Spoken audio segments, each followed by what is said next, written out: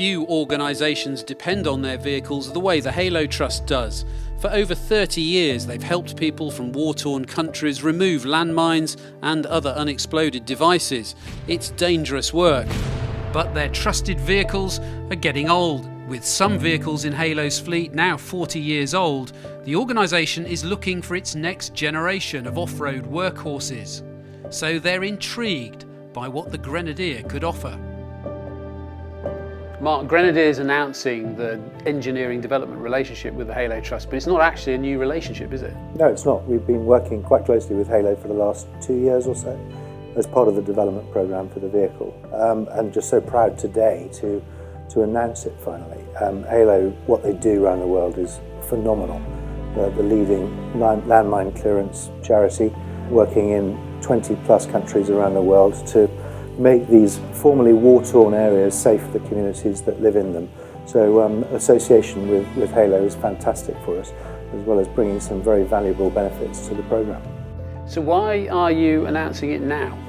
Well, it seemed the right time because this is the testing and development phase. We talked about testing and development in plain sight.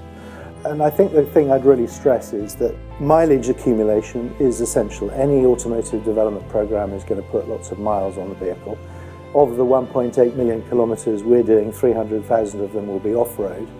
But as well as the punishing tests that the engineers are putting the vehicles through, chucking the keys in the direction of a super user, if you like the Halo Trust, for whom durability, reliability and capability are not nice to have, they're essential, they're life or death in these environments. That's a really important addition to the programme, to see how the vehicle performs with a customer in real life.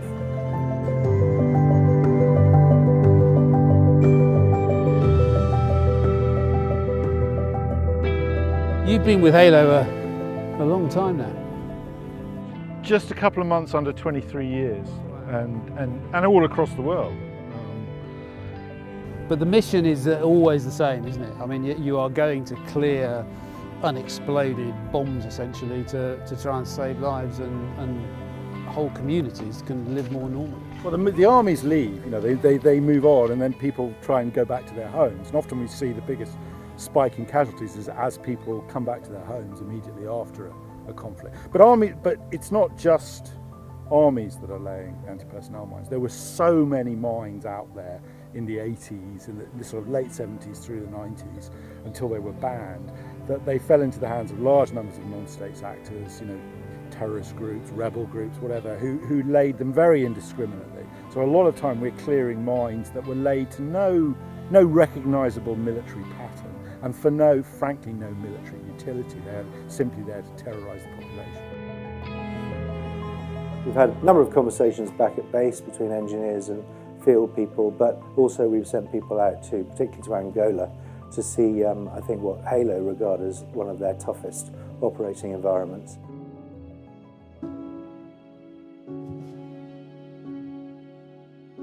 Steve, it's good to see you back after your trip to Angola. Thank you. And at Halo's base now, which is a very different place to where you were in Angola. Oh, that's for sure, yeah. And Angola was very, very different, and it's nice to be here. It's nice to be back with the Halo guys again. You are developing and building a tool that people will rely on to save lives. Totally, and it's a real life, real world vehicle that we're building. So yeah, actually puts you under a little bit of pressure to make sure that you get it right, because there are lives on the line. And these things are used as ambulances too, so they've got to be robust. Yeah, well, these guys are not playing at off-roading, are they? At all. There's an acceptance, I think, amongst anybody who uses four-wheel drives in proper off-road conditions. They will break. No matter what you build, they will break. But the issue is about how easy is it to service them. Will what you've learned and the help you're getting from Halo in terms of development translate into every Grenadier that is available to an end customer? Yes, it will. Not just the feeding into the module teams or the engineering teams, but out of the back of that, then we've got a serviceability team that are looking at every aspect of how we then build to how we then service. And can it be stripped down? Can we fix it in the field? I mean, it sounds like a brilliant relationship, a great fit. What's the next step?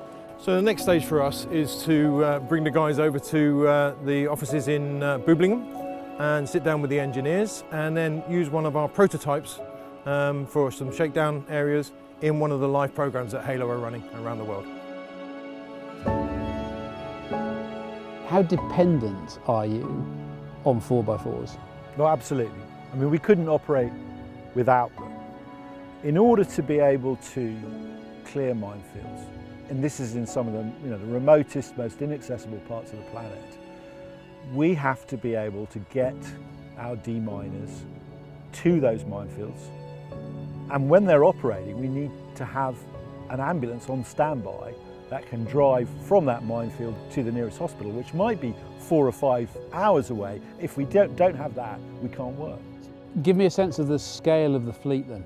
So we have about 1,500 vehicles, and that ranges from big trucks, armoured loaders and bulldozers, excavators, and also 4x4s. We've got 600 4x4s spread across 26 countries of the world.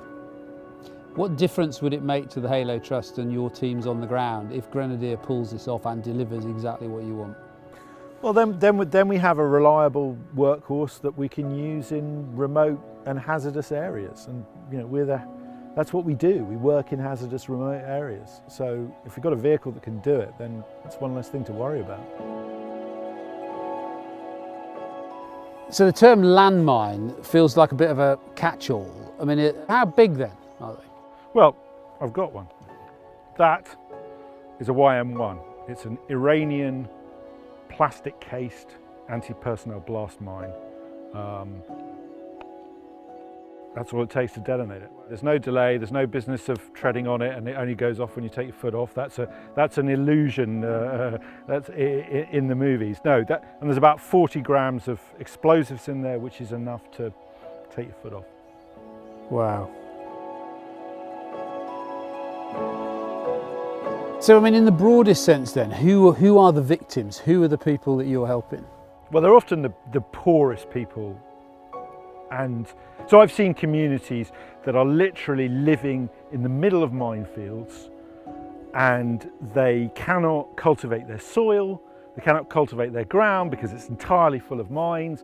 And then we'll go in, we'll hire people from the village, we will give them the training, the equipment, and set them to work clearing mines from their own fields. And then when they get paid at the end of the month, they can spend their salary on seed so they can start growing food for their families. And then you go back, you can go back a few years later and they've got a school, there's a road that goes into the village.